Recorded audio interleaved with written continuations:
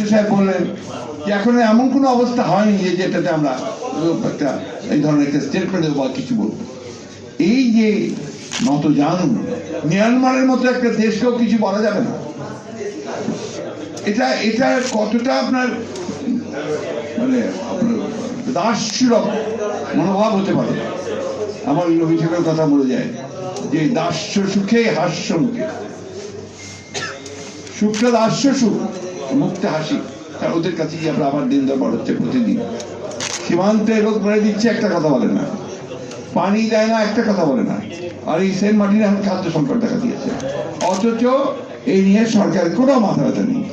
সেখানে কয়েক লক্ষ মানুষ বিপদগ্রস্ত হয়ে পড়েছে, কোনো মাথা ব্যথা নেই। এখানে আপনার এই হচ্ছে আপনার আসল কথাগুলো, যেগুলো আপনার মানে আমি আপনাদের সামনে আমার সেই দৃষ্টতা নেই আমার যে আমি আপনাদেরকে পরামর্শ দেবো। আমার অনুরোধ আছে, আপনার কাছে আহ্বান আছে যে আসুন আমরা সবাই ঐক্যবদ্ধ হই। ঐক্যবদ্ধ আন্দোলন ছাড়া আমরা এদের বিরুদ্ধে কিচ্ছু করতে পারবো না। পুরুষের জনগণের আন্দোলন হতে হবে, সেটাকে আপনারাই টেনে তুলতে পারেন, আপনারাই সম্ভব করবেন, এটা আমি বিশ্বাস করি। আছে সমস্যা আছে, আমরা সেই সমস্যাগুলোকে আমি ধন্যবাদ। আসসালামু আলাইকুম।